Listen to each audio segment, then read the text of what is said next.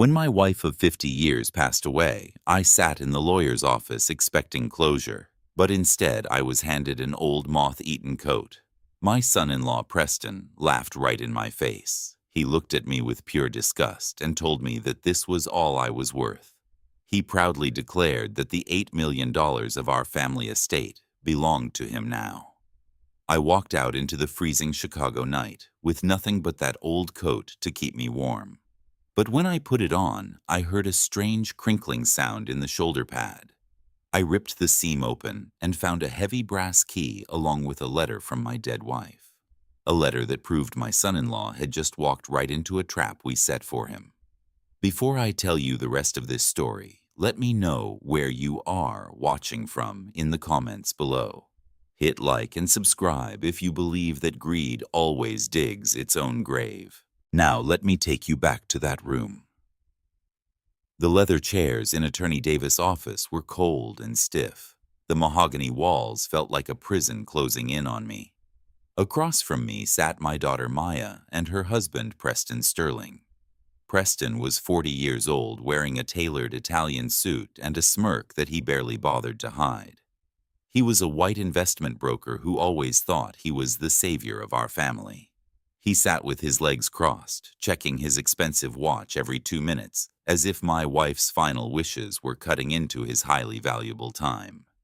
Maya, my beautiful daughter, sat next to him looking down at her hands. She had grown so small over the past 5 years, shrinking under Preston's shadow.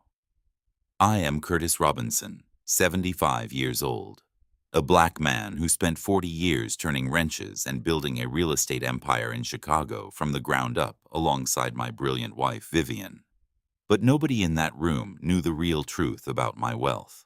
To Preston, I was just an old retired mechanic who got lucky. Attorney Davis cleared his throat. He was an old friend, but today his face was pale and serious. He opened the thick folder containing Vivian's last will and testament. The silence in the room was suffocating. It was the kind of quiet that makes your ears ring. Davis adjusted his glasses and began to read the document out loud. To my daughter, Maya, and her husband, Preston, I leave the entirety of the Sterling Trust, including the primary estate, the stock portfolios, and the holding companies valued at exactly $8 million. Preston's eyes lit up like a predator that had just caught its prey. He leaned forward, his greed practically sweating out of his pores. He nudged Maya with his elbow as if claiming a massive victory. Davis took a deep breath and looked directly at me. His voice wavered slightly. And to my husband, Curtis Robinson, I leave the navy blue coat he wore on the day we were married 50 years ago. That was it. Nothing else. No money, no property. Not even a single dollar from the empire Vivian and I built with our own blood and sweat. The silence that followed was heavy and thick. Then Preston burst into laughter. It was a loud, arrogant bark that echoed off the expensive wood panels of the office. He stood up, grabbed the old plastic bag Davis had placed on the table, and pulled out the coat. It was faded, moth-eaten, and smelled like old cedar. Preston threw it right at my face. The heavy wool hit my chest and fell into my lap. "This is all you are worth, old man." Preston sneered. His voice was dripping with absolute contempt. He paced around the room like a king inspecting his newly conquered territory. $8 million. Finally, the money is in the hands of someone who knows how to build an empire, not some retired grease monkey who got lucky with property values. I looked at Maya, my own flesh and blood. I waited for her to say something to defend the father who worked 18-hour shifts to put her through college. I waited for her to tell her husband to show some respect, but she just stared at her designer shoes, completely intimidated by the man sitting next to her. She let him humiliate me without saying a single word. Preston leaned over my chair, placing his hands on the armrests, trapping me in his shadow. He smelled of expensive cologne and cheap arrogance. "I have tolerated you living in that mansion for 5 years because Vivian asked me to," he whispered harshly. "But Vivian is gone now. This is my house. These are my assets. You have 24 hours to pack your trash and leave my property. If you are still there by tomorrow night, I will have security throw you out on the street. Go sign up for government housing. I need the estate's liquid cash to fund my new Silicon Valley tech venture. I do not have time or money to babysit a useless old man. I did not yell. I did not cry. I calmly picked up the old coat from my lap, folded it over my arm, and stood up. I looked Preston dead in the eye and walked out of the room, leaving them to their celebration. I did not wait 24 hours. I did not want to spend another minute under the same roof as that parasite. That very night, I packed a single duffel bag with a few changes of clothes, my medication, and some basic toiletries. I left the mansion without saying goodbye to Maya. I walked out the heavy oak front doors and stepped into the brutal Chicago winter. The wind chill was well below freezing, cutting through my thin sweater like tiny blades. I walked 3 blocks to the nearest bus stop, shivering as the icy wind howled around me. Cars drove past, splashing dirty slush onto the pavement. I was a 75-year-old man who supposedly just lost a massive fortune, standing alone in the dark waiting for a city bus. My teeth were chattering and my joints ached from the bitter cold. Looking for any source of warmth, I opened my duffel bag and pulled out the old navy blue coat Vivian had left me. The fabric was worn and the edges were frayed, but it was the only thing I had to protect myself from the freezing temperature. I slid my arms into the sleeves. It was tight around the shoulders, but it still fit exactly like it did on our wedding day. As I pulled the left lapel tight across my chest, I heard a very strange sound. It was a distinct crinkling noise coming directly from the heavy shoulder pad. It sounded like thick paper folding against metal. I froze. I squeezed the shoulder pad with my frozen fingers. There was something hard and rectangular hidden deep inside the lining of the coat. I reached into my pocket and pulled out my old trusty pocket knife. With careful precision, I sliced open the stitching along the inner seam of the shoulder. My heart was pounding so hard I could hear it over the roaring wind. I reached my fingers into the torn fabric and pulled out a sealed waterproof envelope. Inside the envelope was a heavy brass key and a folded piece of paper covered in Vivian's elegant cursive handwriting. I held it up to the dim yellow light of the street lamp. The letter read, "Curtis, my love. I know Preston is planning to steal everything and leave you with nothing. He thinks he is so much smarter than us. He thinks his business degree makes him untouchable. But I executed your exact plan perfectly. The $8 million he just inherited is a ticking time bomb. Take this brass key to the central bank underground vault. I have left everything you need in the safety deposit box. Let the games begin." I stood there at the empty bus stop reading those words over and over again. The freezing wind did not bother me anymore. A deep, warm feeling spread through my chest. Vivian and I had been married for 50 years. We knew each other perfectly. We had seen Preston's greedy intentions the moment he stepped into our lives. He thought he was playing us, but he had just signed his own financial death warrant.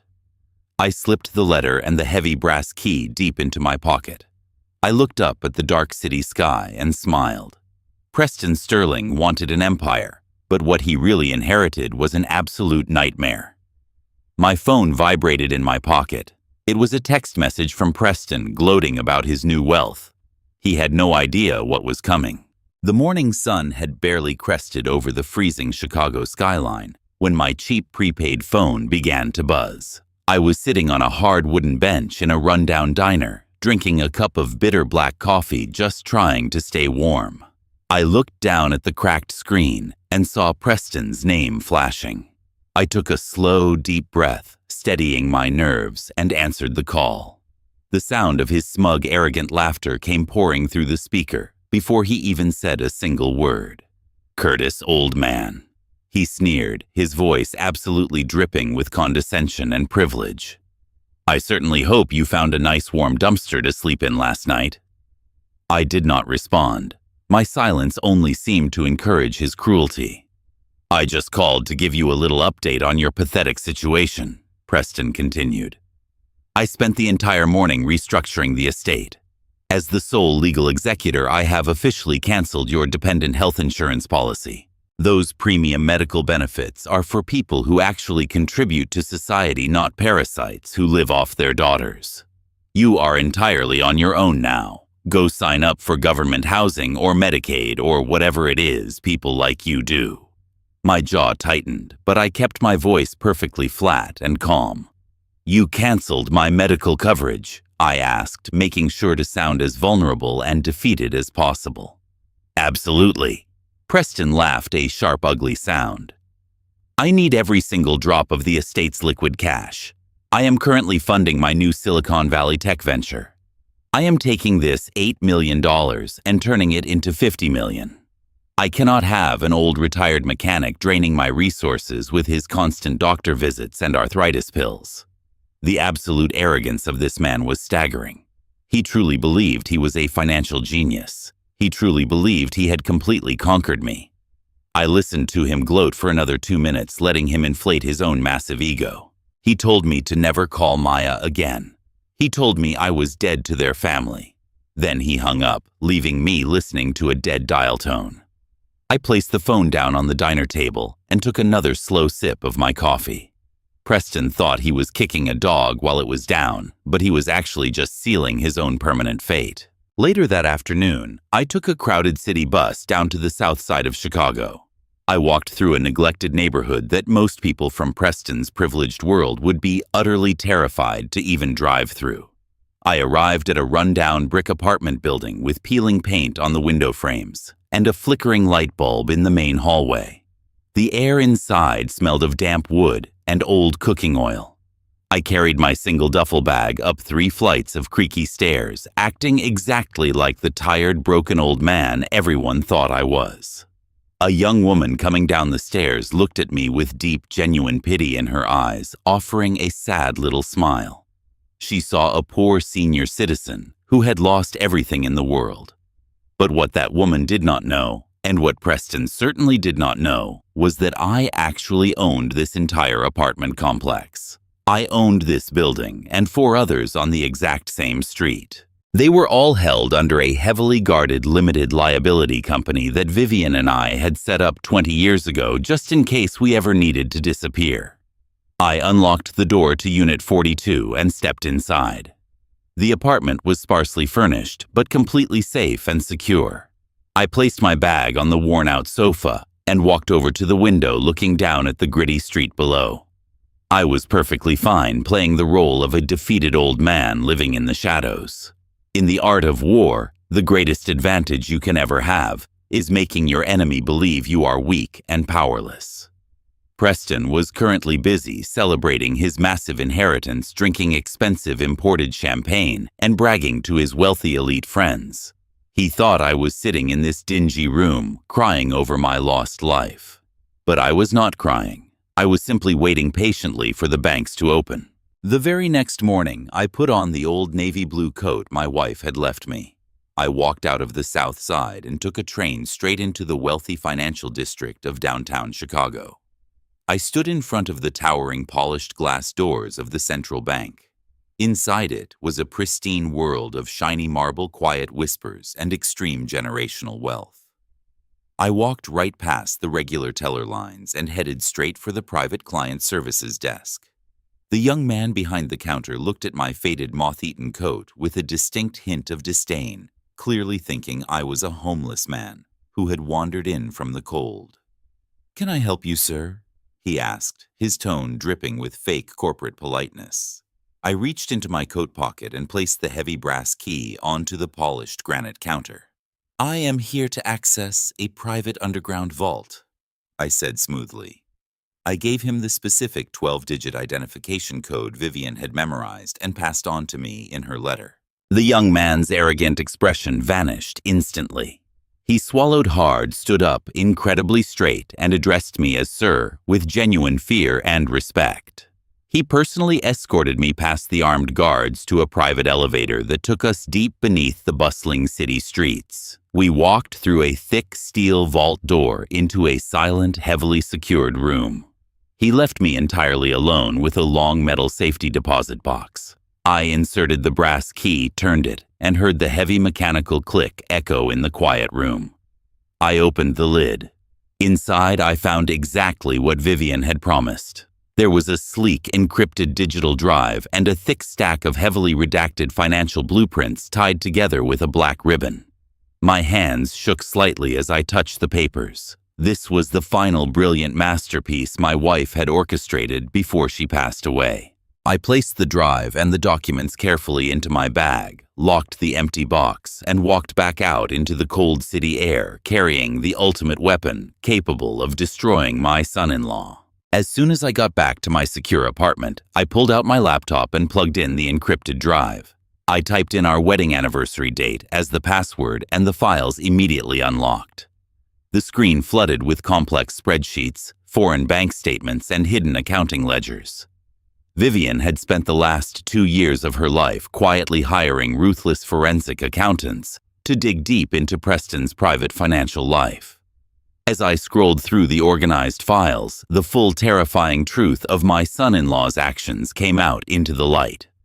Preston had been running a highly illegal offshore slush fund for years.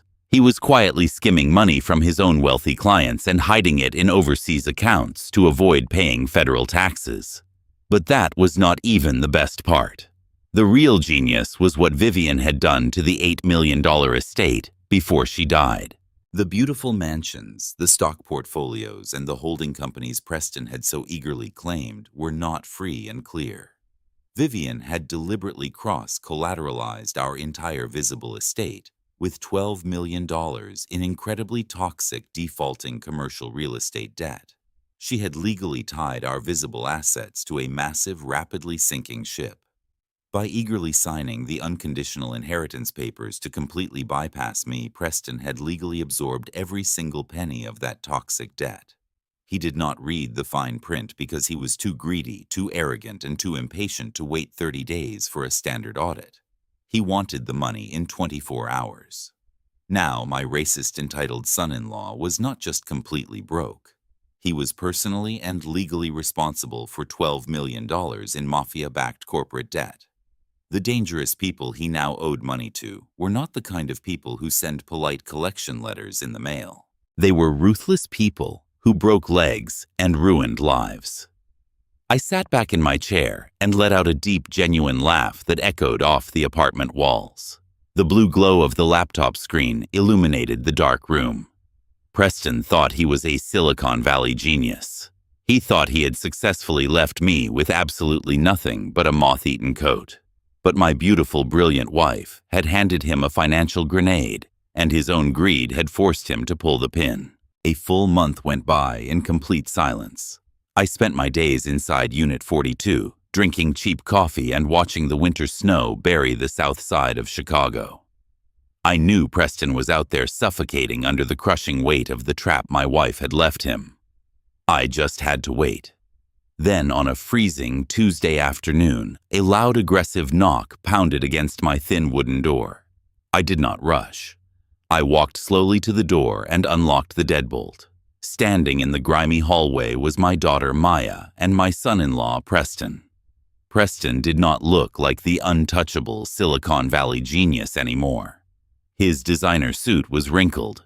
There were deep, dark circles under his eyes, and he was sweating despite the freezing temperature outside. Maya stood slightly behind him, looking exhausted and painfully thin. Preston pushed his way past me without waiting for an invitation. He stepped into my tiny living room and looked around with pure disgust. "You really hit rock bottom, old man," he sneered, but his voice lacked its usual smooth confidence. It sounded sharp and desperate. I closed the door and turned to face him. "What do you want, Preston?" He paced across the faded carpet, running a hand through his expensive haircut. "We have a temporary cash flow problem," he began, waving his hands dismissively. "The stupid lawyers and the incompetent bank managers have frozen the $8 million estate. They claim it is tied up in some ridiculous probate red tape.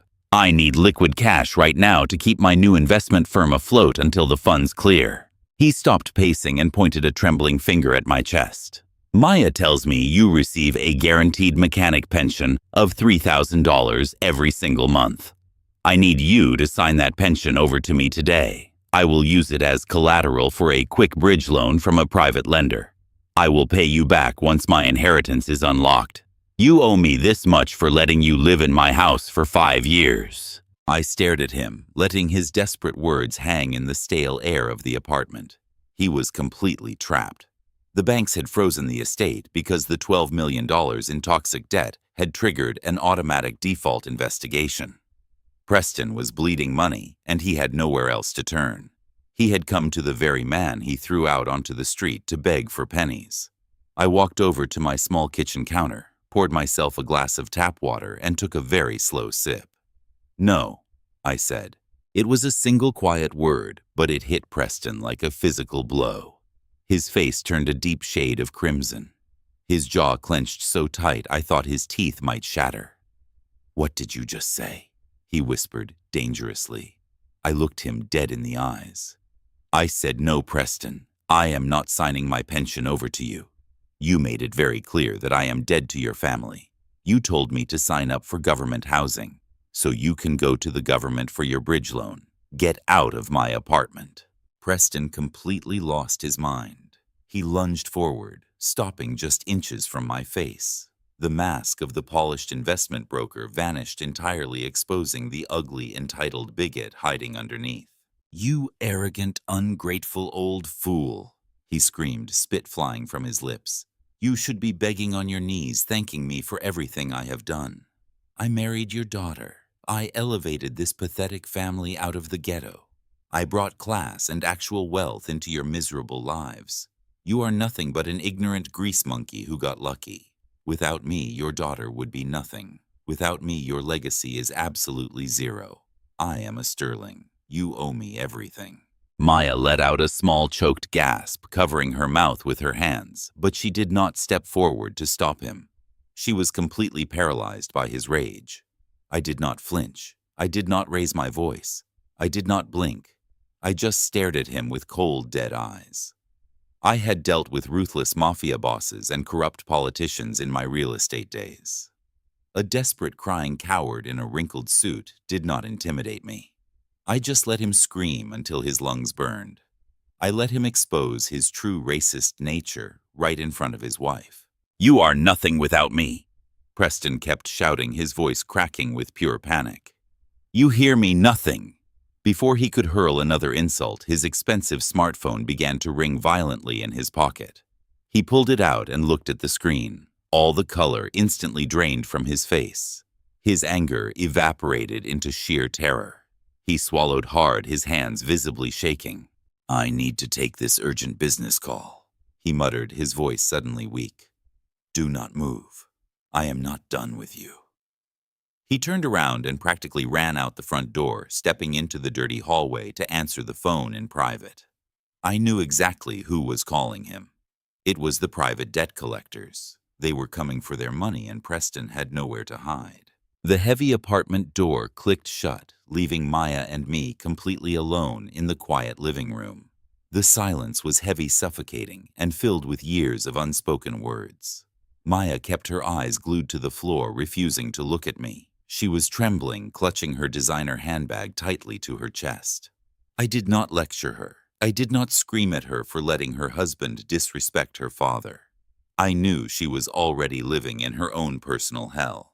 I walked over to the small wooden table in the corner of the room. I opened the top drawer and pulled out a single sheet of white printer paper. I had printed it this morning from the encrypted digital drive Vivian had left me in the central bank vault. I walked back over to Maya and placed the paper face up on the cheap coffee table between us. I tapped the paper twice with my index finger and then slid it slowly across the table until it rested directly in front of her. "Take a look at this," I said softly. Maya hesitated. She looked at the piece of paper and then up at me, her eyes wide and fearful. Slowly, she reached out and picked it up. It was a highly detailed digital receipt from an exclusive diamond jeweler located in downtown Chicago. The receipt clearly showed a purchase made by Preston Sterling just 3 weeks ago. The item was a custom-made platinum diamond tennis necklace. The total purchase price was exactly $50,000 paid in full using one of the high-interest credit cards he had tied to the crumbling estate. I watched her eyes scan the document. I watched her read the date, the description of the diamonds, and the massive price tag. I kept my voice perfectly steady and calm. "I have never seen you wear this beautiful piece of jewelry, Maya," I said quietly.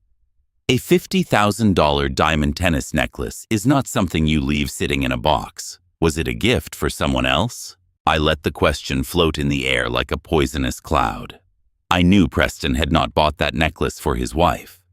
He had been draining the last drops of available credit to shower his hidden mistress with luxurious gifts, while his legal wife was forced to come beg her father for his pension money. The reality of her situation was about to crash down on her all at once. I stood perfectly still, letting the undeniable physical evidence do all the talking. Maya stared at the printed receipt as if it were a venomous snake. Her hands began to shake so violently that the paper rattled loudly in the quiet room. Her breathing became shallow and rapid. I could see the gears turning in her head as her entire reality began to fracture and fall apart.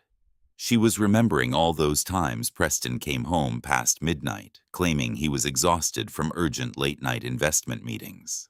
She was remembering the times he smelled faintly of sweet foreign perfume that did not belong to her. She was remembering the sudden extreme distance between them, the coldness in his eyes when he looked at her, and the way he constantly guarded his phone. The seed of absolute doubt had been planted deep inside her mind, and it was growing rapidly into a massive tree of horrific truth. Tears welled up in her beautiful brown eyes, threatening to spill over her eyelashes. She looked up at me, her bottom lip quivering. "Dad," she whispered, her voice cracking with profound pain and confusion. "Dad, what does this mean? Please tell me this is a mistake." I did not step forward to hug her. I did not offer her any sweet, comforting lies. A father who truly loves his daughter must sometimes let her touch the fire so she learns never to play with it again. I looked at her with a stern, unyielding expression. "You are a smart woman, Maya," I replied coldly. "You know exactly what this means. You chose to marry a man who values money and status over loyalty and respect. Now you are beginning to see the true cost of that choice." The front door handle began to rattle as Preston finished his desperate phone call in the hallway. Maya quickly folded the receipt and shoved it deep into her designer handbag, wiping her eyes before he could step back inside. The devastating truth was now locked away safely in her possession. She would never look at her husband the same way ever again. The parasite was slowly killing his host, and the host had finally just opened her eyes. The very next evening, Maya decided she could no longer live with the crushing weight of the doubt I had planted in her mind. She waited quietly in their massive mansion until Preston sprayed on his expensive foreign cologne and told her he was leaving for an urgent late-night strategy meeting with his tech investors. The moment his luxury sports utility vehicle pulled out of their long driveway, Maya grabbed her keys and rushed to her own car. She followed him at a safe distance, keeping her headlights dim as they navigated through the freezing and winding streets of Chicago. She expected him to drive towards the corporate tech district, but Preston took a completely different route. He drove straight into the heart of downtown Chicago and pulled into the private underground parking garage of an ultra-exclusive luxury penthouse building. Maya parked her car across the street, feeling a terrible sickness twisting deep in her stomach. She walked through the freezing wind and entered the glowing marble lobby of the building. The concierge immediately stepped forward to stop her, but Maya was operating on pure, desperate adrenaline. She reached into her designer purse and pulled out a thick stack of $100 bills she kept for emergencies. She walked right past the concierge and approached the private valet, standing guard by the VIP elevator. She handed the money directly to the valet and told him her husband had just gone up and she needed to surprise him. The valet looked at the cash, then looked at her desperate face. He silently pressed his master key card against the elevator control panel, sending Maya soaring up to the penthouse floor. As a father, I know that the seed of doubt had completely taken over her entire existence, driving her to uncover the ugly truth. She stepped out of the elevator and walked down the silent, thickly carpeted hallway. Her heart was pounding so violently against her ribs, she thought it might break right through her chest. She approached the heavy oak door of the penthouse suite and noticed it was standing slightly ajar. Preston was always incredibly careless when he thought he was untouchable and completely in control of his surrounding environment. Maya stood absolutely frozen outside the cracked door, holding her breath to keep from making a single sound. She peeked through the narrow opening and saw her husband standing in the center of a lavishly decorated living room. He was not reviewing tech contracts, and he was certainly not negotiating with any Silicon Valley investors. He was pouring a glass of incredibly expensive champagne for his 25-year-old blonde assistant. Maya watched in absolute horrific silence as Preston reached into his tailored suit jacket and pulled out a long velvet jewelry box. He popped it open, revealing the $50,000 custom-made diamond and tennis necklace I had shown her the receipt for. The young assistant squealed with pure delight and turned around, letting Preston clasp the cold, heavy diamonds around her pale neck. He leaned in and kissed her shoulder, letting out a cruel, arrogant laugh that echoed right out into the silent hallway. The assistant turned back around and traced her fingers slowly over his chest. She asked him about his wife. She asked him when he was finally going to divorce her and leave the family for good. Preston took a slow sip of his champagne and smiled a wicked, terrible smile. He told his mistress not to worry about a single thing. He said he just needed to keep the black girl around a little bit longer until he fully liquidated her dead mother's massive assets. He promised that the very moment the $8 million estate was completely transferred and cleared into his personal accounts, he was dropping Maya with absolutely nothing. He laughed out loud and called my daughter a pathetic stepping stone who was too stupid to realize she was being used. Maya felt the solid floor drop completely out from under her feet. The man she had loved for years, the man she had defended against her own father, was treating her like an expendable piece of trash. He had weaponized her race, her family, and her love just to steal her mother's empire and fund his secret luxury life with another woman. Every single word my daughter heard through that cracked door destroyed the fake reality she had sacrificed her own family to protect. Maya backed away from the door slowly, her hands clamped tightly over her mouth to stop the violent screams from escaping her throat. She turned around and ran blindly down the long hallway, hitting the elevator button over and over again with badly trembling hands. She barely made it back down to the street level before her legs completely gave out beneath her. She stumbled across the freezing pavement, threw herself into her car, and locked the doors tight. The cold, harsh reality of her pathetic situation crashed over her all at once like a massive tidal wave. She was married to a total monster who was secretly robbing her family blind and using her dead mother's legacy to buy diamonds for his young mistress.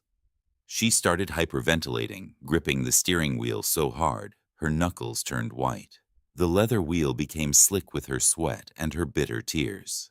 She pulled out her phone, her vision completely blurred by her uncontrollable crying. She frantically dialed the only person left in the entire world who could possibly fix this massive disaster. My cheap prepaid phone began to buzz loudly on the small wooden table in my dingy South Side apartment. I picked it up and answered it without saying a word. I immediately heard the sound of my daughter choking on her own tears. She could barely form a complete sentence, she was crying so hard. She cried out for me, telling me I was right about absolutely everything. She begged me to help her. She pleaded with me to save her from the terrible monster she had married. She told me all about the penthouse suite, about the blonde assistant, about the $50,000 diamond necklace, and the disgusting racist comments Preston had just made about our family. Maya was begging me to fix the situation, to swoop in and rescue her, just like I had always done when she was a little girl. She wanted her strong father to make the bad man go away and restore her safe little world. But I was not going to play the hero this time, because true lessons are learned through pain. I sat alone in my dark apartment, listening to my daughter sob helplessly through the speaker of the phone. My face was completely devoid of any emotion. I felt the pain in her voice, but I knew what had to be done to save her spirit. My voice was absolute cold steel when I finally responded to her desperate pleas. I told Maya to stop crying and listen to me very carefully. I reminded her that I had warned her about Preston 5 long years ago. I told her she actively chose his shiny suits and his fake corporate prestige over a good, honest man. She allowed her entitled husband to disrespect me in my own home, and she sat in complete cowardice while he tried to throw me out on the street like garbage. I told her I would not rescue her today. A father who truly loves his daughter must sometimes let her face the brutal consequences of her own actions so she can learn how to survive the real world. I told her that if she wanted to survive the massive financial storm that was about to hit, she needed to dry her tears right now and stand up on her own 2 feet. I told her I do not save the weak. I told her to gather her shattered dignity, stop crying like a helpless victim, and prepare for a vicious war. I told her that the empire Vivian and I built was not meant for cowards, and she needed to decide right now what kind of woman she was going to be. Then I did the hardest thing a father can ever do. I ended the call. I hung up the phone and left her sitting alone in the cold, dark city, completely isolated and forced to finally grow a backbone. She had to learn the hard way that respect is never given freely. It is only earned through fire. 2 weeks later, Preston decided it was time to celebrate his ultimate victory over me and my family. Assuming he had completely won and outsmarted everyone, he hosted an extravagant $200,000 gala to officially launch his brand new private investment firm. He rented out the grand ballroom at the Ritz-Carlton in downtown Chicago. The room was dripping with absolute excess and unearned luxury. Massive crystal chandeliers hung from the vaulted ceilings, casting a warm golden glow over hundreds of the city's most elite investors, corrupt politicians, and wealthy socialites. Waiters in crisp white tuxedos glided smoothly across the polished marble floors, carrying heavy silver trays loaded with top-shelf vintage champagne and imported beluga caviar.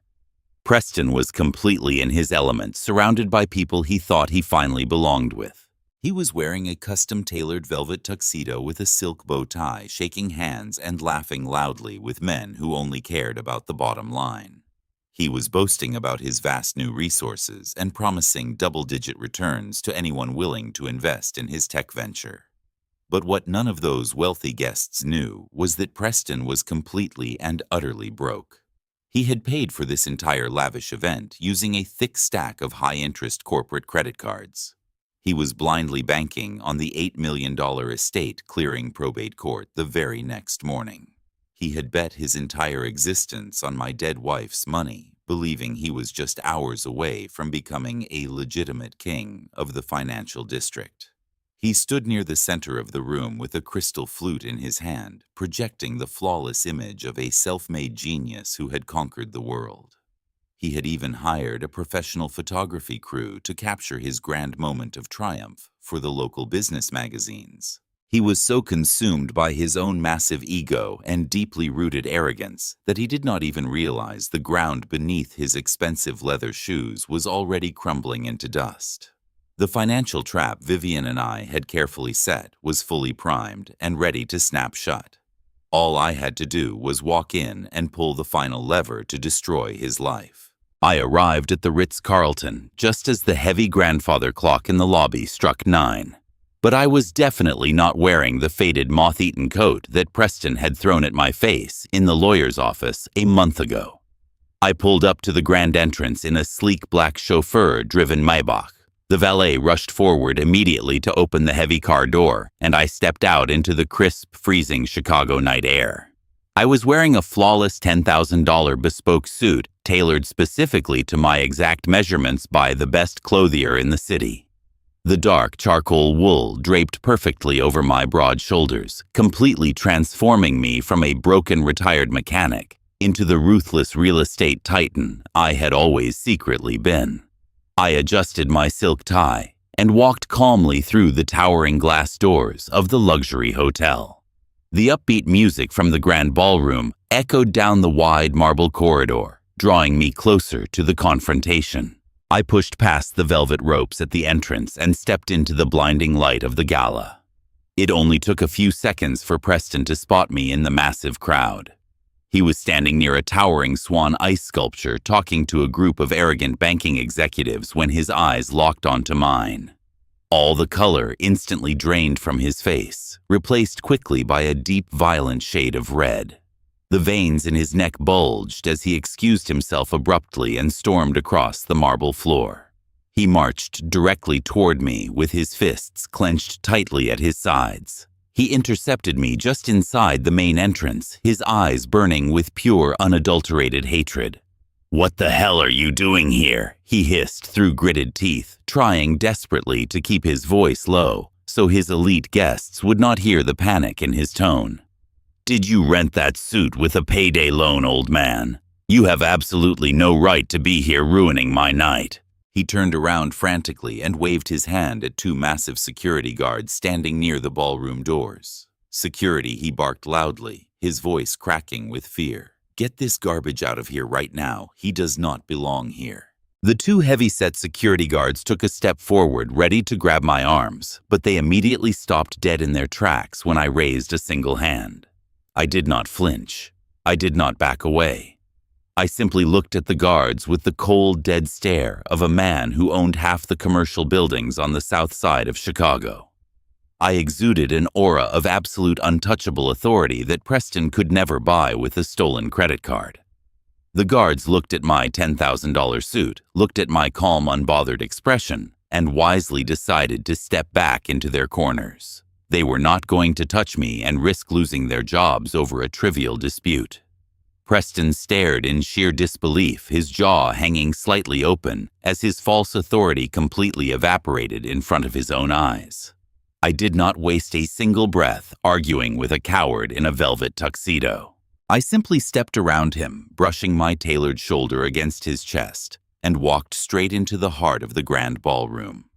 Preston followed closely behind me, hissing empty threats and desperate insults under his breath, but I ignored him entirely. I walked with slow, deliberate purpose, parting the sea of wealthy guests, like Moses. The live jazz band was playing softly in the corner, but the music seemed to fade away as I confidently climbed the carpeted stairs onto the main stage. I walked directly to the wooden podium standing right in front of the massive digital projector screens that proudly displayed the shiny logo of Preston's fake new firm. I reached out and grabbed the microphone, pulling it close to my mouth. The harsh feedback whined for a brief second, cutting sharply through the polite chatter of the room. Hundreds of elite investors turned their heads to look at me in confusion. The clinking of crystal champagne glasses stopped completely. The entire grand ballroom went dead silent, waiting for me to speak. You could hear a pin drop on the marble floor. I looked out over the crowd of billionaires and corrupt socialites, and then I looked directly down at Preston, who was standing helplessly at the foot of the stage, sweating profusely. "I came to toast my son-in-law," I announced, my deep voice echoing powerfully off the high vaulted ceilings. I reached into my pocket and pulled out a small remote control I had secretly synchronized with the hotel audio-visual system earlier that afternoon. I pressed a single button with my thumb. The massive projector screens behind me flickered wildly and instantly changed. Preston's Golden Company logo vanished entirely, replaced by high-resolution images of heavily redacted financial blueprints, offshore bank statements, and official federal default notices. A collective gasp rippled through the crowded ballroom as the wealthy investors recognized exactly what they were looking at. "Congratulations, Preston," I said, my voice slicing through the heavy tension like a razor blade. "You thought you were inheriting an empire of mansions and clean stock portfolios. But by eagerly signing that unconditional inheritance waiver to bypass me and dodge the standard 30-day audit, you legally accepted sole responsibility for Vivian's corporate shell accounts." I paused for a moment, letting the terrifying reality settle over the silent room. I pointed directly at the massive screens behind me, making sure every single guest could see his failure. That specific shell corporation is currently defaulting on $12 million in high-risk corporate debt. You did not inherit $8 million in clean liquid cash tonight. You inherited a massive financial grave tied to ruthless creditors who are going to rip your entire life and reputation apart. You signed the toxic debt entirely over to yourself because you were blinded by your own sickening greed and racist arrogance. The trap has completely closed, Preston.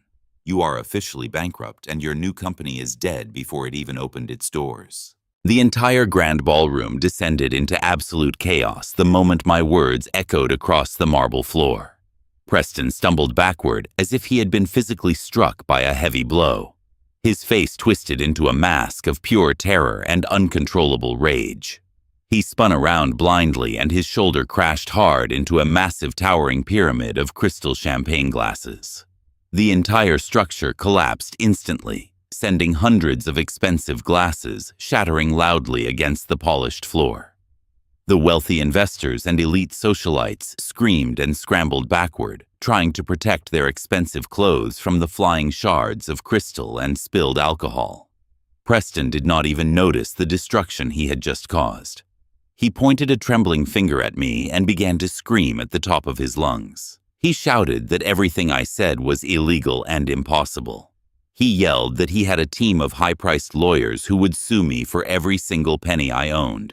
He was hyperventilating, his chest heaving under his velvet tuxedo, as he desperately tried to convince the panicked crowd that I was just a crazy old man telling lies. But his frantic screams were suddenly cut short by a calm, familiar voice echoing from the back of the room. Attorney Davis stepped slowly out of the shadows of the wealthy crowd. He was holding a thick leather binder in his hands, and his expression was completely devoid of any pity. He walked straight toward the stage, stepping carefully over the broken glass. Davis held up a single piece of paper with Preston's own signature clearly visible at the bottom. He spoke loudly and clearly, making sure every investor in the room heard the fatal legal truth. He told Preston that he had completely waived his right to a standard 30-day financial audit. He explained that because Preston was so incredibly greedy and so desperate to get his hands on the money in 24 hours, he had signed a legally binding unconditional acceptance form. Davis looked Preston dead in the eye and told him that he had bypassed every single safety measure designed to protect heirs from toxic debt. By signing that specific document, Preston had legally chained himself to $12 million of mafia-backed corporate loans. There was no lawsuit that could save him now.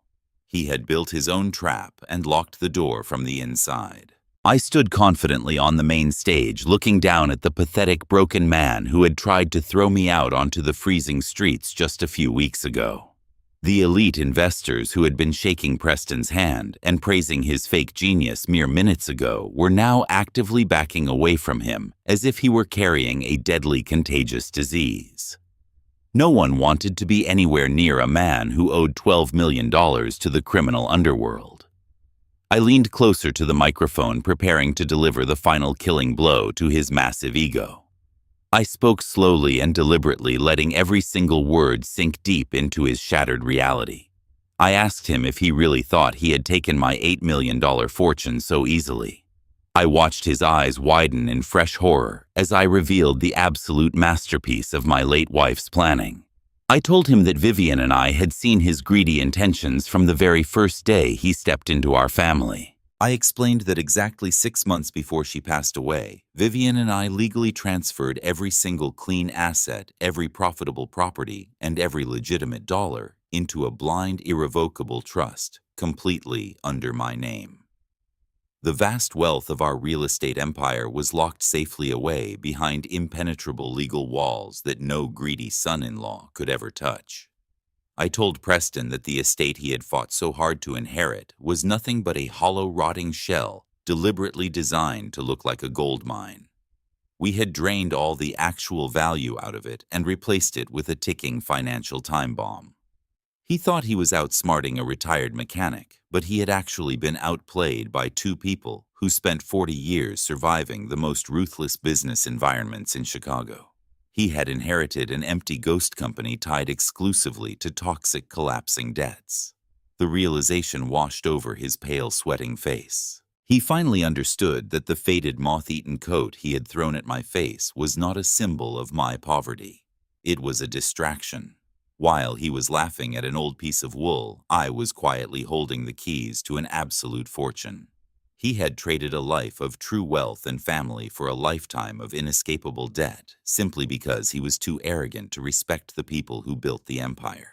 Before Preston could even attempt to formulate a response to his complete financial ruin, a loud booming noise echoed from the back of the grand ballroom. The heavy solid oak doors were suddenly violently thrown wide open, crashing hard against the marble walls. A swarm of stern-looking men and women wearing dark navy windbreakers stormed into the lavish gala. The bold yellow letters on their jackets clearly identified them as special agents of the Federal Bureau of Investigation and the Criminal Investigation Division of the Internal Revenue Service. The upbeat jazz music had long since stopped, and the only sound left in the massive room was the heavy coordinated thud of federal boots marching across the floor. The elite guests parted instantly, creating a wide, clear path for the armed agents. I stood perfectly still on the stage, feeling an overwhelming sense of deep, satisfying peace. I had anonymously forwarded the heavily redacted offshore slush fund data from my encrypted digital drive directly to the federal authorities exactly 1 week ago. The meticulous forensic accounting that Vivian had compiled was absolute perfection. It provided the government with undeniable concrete proof of every single illegal transaction Preston had ever made. The lead federal agent, a tall, imposing man with a deeply serious expression, stepped directly into the center of the room. He held up a thick stack of official warrants and called out Preston's full legal name. His voice carried absolute, unquestionable authority. He loudly announced to the entire ballroom that Preston was being officially detained under multiple federal warrants. He listed the charges one by one, letting them hang heavily in the tense air. He cited massive tax evasion involving illegal overseas accounts. He cited multiple counts of corporate wire fraud. And finally, he cited a very specific charge for the aggressive financial exploitation and attempted fraud against a senior citizen. Preston stumbled backward, his breathing ragged and shallow.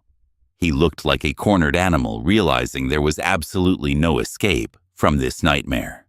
He had tried to play the role of an untouchable financial god, but the federal agents surrounding him proved that he was nothing more than a common greedy criminal.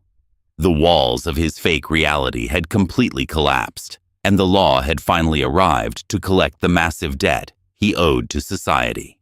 Preston frantically shook his head and tried to take another step backward, but he was entirely out of time and out of options. 2 heavily built federal agents lunged forward, grabbing his arms with brutal, unyielding force. They spun him around violently, slamming his chest and face hard against a catering table covered in expensive silk. Silver platters of untouched caviar clattered loudly to the floor as the agents swiftly forced his arms behind his back. The sharp, heavy metallic click of steel handcuffs locking securely around his wrists echoed through the silent ballroom like a final, definitive judgment. Preston squirmed helplessly against the table, his expensive velvet tuxedo now stained and ruined. He turned his head frantically, scanning the shocked crowd of wealthy onlookers with desperate, pleading eyes. He was searching frantically for his 25-year-old blonde assistant, the woman he had bought the $50,000 diamond necklace for. But she was nowhere to be found near the front of the crowd. I watched calmly from the stage as I spotted her near the far back corner of the room. The moment the federal agents had stormed through the main doors, she had quietly kicked off her expensive designer heels. She was currently sprinting barefoot out the back service exit, abandoning him instantly without a single second of hesitation. The loyalty Preston had bought with stolen money completely evaporated the very second his fake empire fell apart. The federal agents yanked him roughly off the table and forced him to stand up straight. They marched him forward, dragging him through the very center of the grand ballroom. He was forced to do a humiliating walk of absolute shame right in front of the city's most elite investors and politicians. The people he had tried so desperately to impress now looked at him with nothing but pure, absolute disgust. I watched the heavy oak doors close behind him, taking him out of my life forever. 3 months later, the heavy wooden doors of the federal courthouse slammed shut on Preston's arrogant life forever. I sat quietly in the back row of the courtroom, watching the man who once threw a moth-eaten coat in my face stand trembling before a federal judge. The trial was incredibly short because the forensic evidence Vivian had gathered was absolutely bulletproof.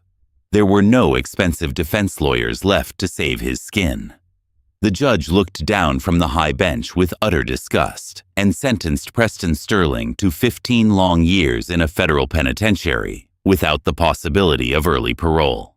The $12 million mafia-backed debt had already done its destructive work long before the gavel fell. The ruthless creditors had completely liquidated every single personal asset Preston possessed to recover their money. The luxury downtown condo was gone. The imported sports cars were gone. The designer suits and the expensive watches were auctioned off for pennies on the dollar to satisfy the massive judgments against him. He was stripped completely bare, left with absolutely nothing but a bright orange prison jumpsuit and a mountain of public shame. His elite friends in the financial district erased his phone number the very moment the handcuffs clicked at the gala. His name was permanently ruined, becoming a toxic punchline in the Chicago business world. I watched the bailiffs lead him out of the silent courtroom. He did not look back. He had no one left in the world to look back at. His blonde assistant had vanished into thin air the second the money dried up, and he was entirely alone. He wanted to steal my empire, but all he managed to earn was a tiny cold concrete cell, where he will spend the next decade and a half remembering exactly who put him there. A few weeks after the final sentencing, the heavy iron gates of my actual home swung open. It was a massive, beautiful stone estate, hidden away in the quiet suburbs, a place Preston never even knew existed because he never bothered to look past his own blinding ego. I stood on the wide front porch watching a cheap used car pull into the circular driveway. Maya stepped out and walked slowly toward me. She was not wearing the $50,000 diamonds or the flashy designer dresses she used to parade around in to please her husband. She was wearing a simple plain sweater and comfortable work shoes. She looked physically tired, but there was a brand new light in her eyes. A quiet, fierce strength that had been buried for 5 long years. She walked up the stone steps and stopped right in front of me, holding a small folded piece of paper in her trembling hands. She held it out to me with a shy smile. It was her very first paycheck from a regular administrative job at a local logistics company. She looked me dead in the eye and apologized from the bottom of her heart. She did not apologize for losing the money or the luxury cars. She apologized for her absolute blindness. She apologized for letting the shiny illusion of prestige blind her to the cold disrespect her husband showed her own father. I looked at the small paycheck, and then I looked at my beautiful daughter. The weak, frightened girl was completely gone, replaced by a strong woman who was finally learning how to stand firmly on her own 2 feet. I reached out and pulled her into a tight, warm hug, holding her close to my chest for the first time in years. "Respect is earned, Maya," I whispered softly into her hair. "And you just earned yours back." Winter returned to Chicago with a bitter, freezing wind. The heavy snow was falling steadily, blanketing the quiet cemetery in a peaceful layer of pure white. I stood alone in front of a beautiful polished marble headstone, reading the name of the only woman I ever truly loved. I was wearing the old navy blue coat, the very same moth-eaten coat Preston had thrown at me in that suffocating legal office. It kept me perfectly warm against the biting cold, just like it had done on our wedding day 50 years ago. I reached out and gently tapped the cold stone with my gloved fingers. "We got him." "Viv," I murmured into the quiet, snowy air. "We completely protected our girl just like we promised we would." I smiled a deep, genuine smile, feeling an overwhelming sense of profound peace settle heavily into my aging bones. Vivian and I had proven beyond any doubt that true lasting power never needs to shout to be heard. True power moves silently in the shadows, building solid walls and setting brilliant traps, while the arrogant fools waste all their energy screaming into the wind. Our legacy was finally safe. I turned my back to the freezing wind and looked straight ahead, ready to face the rest of my life. Greed will always dig its own massive grave, but it is pure, unadulterated arrogance that eventually pushes the greedy right into the hole. Preston Sterling thought a black mechanic could never outsmart a white financial broker, and that entitled racist assumption cost him his absolute freedom. Now let me ask all of you watching this right now, What would you have done if your own entitled family members tried to leave you with absolutely nothing but an old moth-eaten coat? Would you have walked away in silence, or would you have set a trap to burn their fake empire to the ground? Let me know your honest thoughts down in the comments below. I read every single one of them. If you enjoyed hearing my story of absolute justice, hit that subscribe button right now. Stay sharp in everything you do. Stay incredibly humble when you succeed, and remember to trust no one until they actually bleed to prove their worth. Thank you for listening to my truth, and I will see you in the next story. If there is one crucial lesson I want you to take away from all of this, it is that true wealth is never loud. It does not need to show off in expensive suits or brag at lavish parties. The most dangerous people in this world are the ones who quietly observe while the arrogant fools underestimate them completely. Never let anyone dictate your worth based on what they see on the surface. Protect your peace, protect your legacy, and remember that sometimes the greatest act of love is letting someone fall so they can finally learn how to stand up on their own. Please share this video with someone who needs to hear this message today. And do not forget to subscribe for more stories about surviving the hardest lessons in life.